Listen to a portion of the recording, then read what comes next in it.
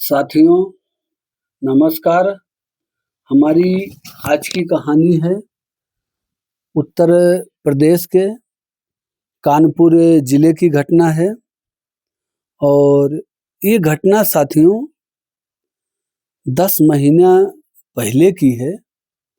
लगभग इसमें बताया जा रहा है कि इसका खुलासा 311 दिन के बाद खुलासा हुआ। 311 दिन के बाद इस केस का खुलासा हुआ और एक यहाँ परिवार रहता है ऐसा कह सकते हैं। ये जो पति हैं शिवबीर, अभी ये मृतक हैं, इनकी हत्या हो गई है।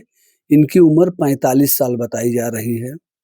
साथियों इनकी पत्नी है लक्ष्मी देवी और लक्ष्मी देवी का एक भांजा है जिसका नाम अमित है।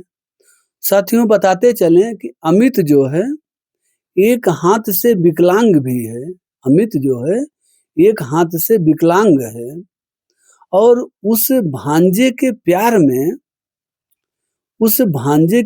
में ये पत्नी ने लक्ष्मी ने अपने पति शिवबीर की हत्या कर दी। हत्या ये दोनों ने मिलके की साथियों, और हत्या करने के बाद लाश को घर के पीछे खेत था, उस खेत में गड्ढा खोदे दोनों लोग। गड्ढा खोद के और उसी में लाश को गाड़ दिए। उसके बाद में किसी को कानो कान खबर नहीं कि ये शिवबीर गया कहाँ। साथियों शिवबीर की माताजी हैं शिवबीर की माताजी इस लक्ष्मी की सास जो हैं, हाँ वही हुई शिवबीर की माताजी लक्ष्मी की सास सावित्री देवी ने एक शिकायत थाने में लिखाई थी कि उनका लड़का जो है या तो उसका अपहरण हो गया है या तो उसका जो है हत्या हो गया है। ऐसी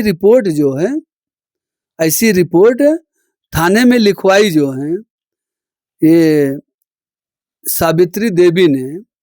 और वहाँ के एडीसीपी हैं पश्चिम कपिल सिंह ने बताया कि सचेड़ी के लालूपुर गांव निवासी सावित्री देवी ने बेटे शिवबीर के लापता होने की शिकायत 6 मार्च 2025 को दर्ज कराई थी।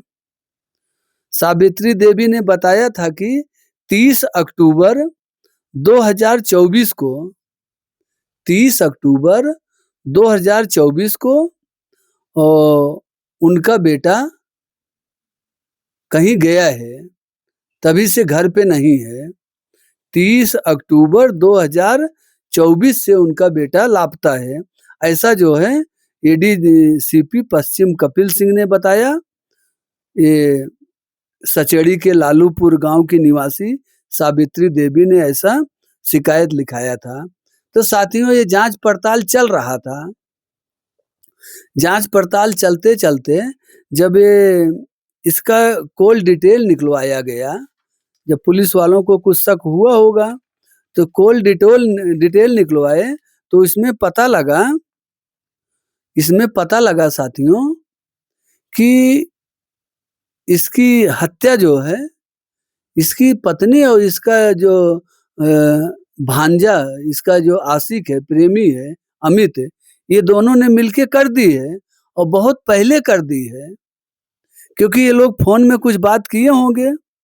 और जब ये लोगों ने हत्या करी थी इसकी, तो ऐसा बताया जा रहा 2 नवंबर 2024 को चाय में मिलाकर कुछ पिला दिया था। चाय में कुछ नशीला पदार्थ मिला के इसको पिला दिया था।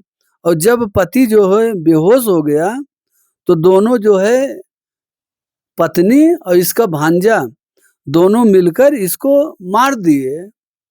इसका गला दबा के जब वो बेहोश हो गया, कुछ चाय में मिला के पिला दी थी, बेहोश हो गया तो गला दबा के मार दिए ये लोग। और जब मारने के बाद गड्ढा खने ये लोग, लाश को वहां अंदर डाले गड्ढे में और उसके ऊपर 10 किलो नमक लाए, जो है 10 किलो नमक लाए, ऊपर से नमक डाल दिए। हाँ, अभी साथियों इनका आप मीडिया में देख सकते हो, इस महिला का फोटो और इसके भांजे का फोटो। ऐसा लगता है कि बहुत गरीब आदमी है, न बोलने का तरीका है, न सही से चलने का तरीका है, हाँ, न चेहरा है, न कुछ है। हाँ, और पता नहीं ये लोग कहाँ से कैसे कैसे दिमाग ला लेते हैं यार, ये नहीं समझ में आता।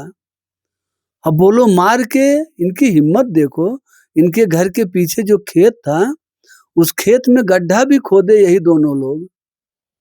इसका जो भांजा है एक हाथ का विकलांग है वो।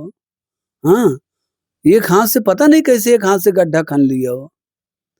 खन के लाश को वहां ले जाके गाड़ दिया और गाड़ने के बाद 10 किलो नमक लाके डाल दिया। जब पुलिस वालों ने सीडीआर निकलवाया, जांच पड़ताल को आगे बढ़ाया, तब जो है इस मामले का खुलासा हुआ। साथियों, पुलिस फिर गड्ढे को खुदवाती है, लाश को निकलवाती है, पाती है, फिर पोस्टमार्टम के लिए भेजती है और फिर इन दोनों को गिरफ्तार करती है पुलिस।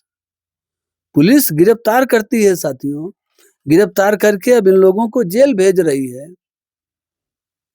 सोचिए, और इस महिला से जब पूछा गया कि तुमने अपने पति को क्यों मारा, तो बोलती है मार दिया तो मार दिया, क्या हुआ, मार दे का भवा।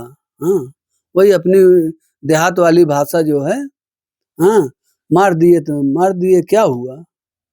सोचिए, जो है ऐसे ऐसे लोग हमारे देश में हैं, जो है पता नहीं। ऐसे अगर कोई अच्छे काम के लिए बोलो तो बोलेंगे भैया हमारे पास दिमाग नहीं है, हम तो पढ़े लिखे है ही ना ज्यादा, हम तो अनपढ़ गंवार मनई, हमें क्या पता। ऐसे लोग तुरंत बोल देते हैं। अगर कोई ऐसा बात बोलो, पहले उनके जुबान से यही निकलता है कि भैया हम तो अनपढ़ मनई है, हम पढ़े लिखे हबे ना ही है, हमका का मालूम है। हाँ, और ऐसे कामों में इनका दिमाग देखो कंप्यूटर से भी तेज चलता है। भांजे के प्यार में, भांजे के प्यार में पति को मार के और गाड़ भी दिया।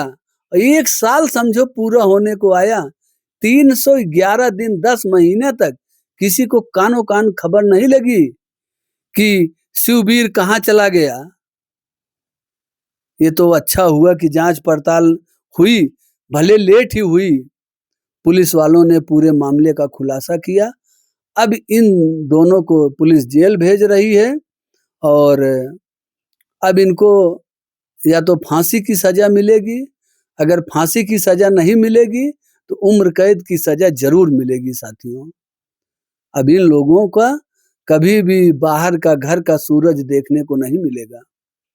अब ये लोग उसी जेल में रह के अपना गुजारा करेंगे, जब तक जिएंगे तब तक वहीं जेल में रहेंगे। जब जिस दिन मर जाएंगे उसी दिन इनकी लाश हो सकता है बाहर आए, इनके घर वालों को लाश मिल जाए। सोचिए साथियों, कैसे कैसे लोग, कैसे कैसे नाना नाना प्रकार के, नाना भांति के लोग हमारे देश में रह रहे हैं। ऐसे कामों में इनका दिमाग कंप्यूटर फेल हो जाता है। साथियों, हम आप लोगों से पुनः सभी माताओं, बहनों, भाइयों, बुजुर्गों सभी से विनती करते हैं कि घर में कोई भी अगर ऐसी बात है तो वहां तक मत पहुंचने दीजिए, किसी की जान चली जाए। हर समस्या का समाधान है साथियों, मिल बैठ के बातचीत से हर समस्या का समाधान हो सकता है। बड़े बड़े युद्ध साथियों बातचीत से रुक गए हैं, बातचीत से रुक गए हैं, हल हो गया है, समस्या का निदान हो गया है। आप देखिए, आपके सामने बहुत से ऐसे उदाहरण होंगे। तो घर की समस्या युद्ध से के बराबर तो नहीं है। कहीं युद्ध होता है, युद्ध से तो बहुत छोटी है ना। युद्ध में कितने लोगों की, लाखों लोगों की जान चली जाती है।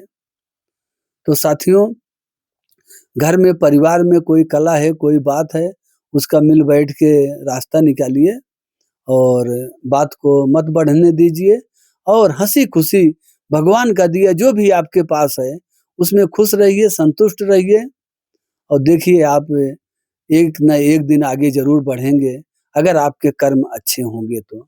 कर्म से मतलब हमारा ये है साथियों कि आपका काम का तरीका जो होगा। देखो, घर बैठने से तो पैसा नहीं मिलेगा, पैसा कमाने के लिए हमको आपको बाहर निकलना पड़ेगा और बाहर निकलना होगा तो उसके लिए एक अच्छा रास्ता पकड़ना होगा। या आप घर बैठ के भी कमा सकते हैं। अगर आप घर नहीं बाहर जाना चाहते, तो आप घर पे रह के भी कमा सकते हैं।